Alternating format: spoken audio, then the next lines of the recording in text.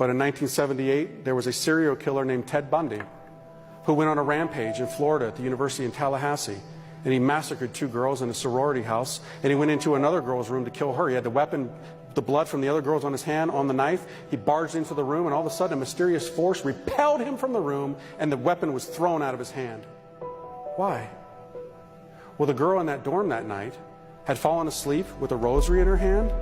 Before she went off to college, she said to her mother that I promised to pray the rosary every night before I go to bed as for protection. Well, that night, as often happens, if you try and leave it to the end of the day, you're going to fall asleep. She fell asleep.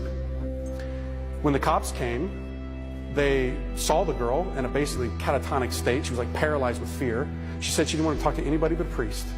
They got a priest. A Monsignor came, and she told the priest that what she had told her mother about making that promise.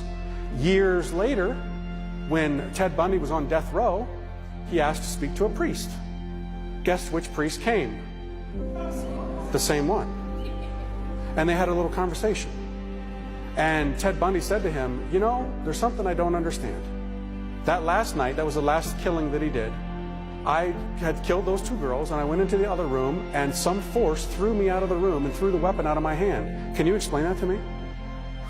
Actually, I can. That's what the priest said. He said, I talked to that girl that night. She had made a promise to pray the rosary, and she had it in her hands. You weren't aware of it, but there was a power in those beads that threw you out of the room. This thing, my friends, has power. Saints of old would simply lay it on people who were possessed, and demons would shriek out of them.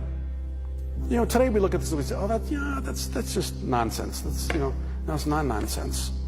This thing is a sword, my friends, a sword.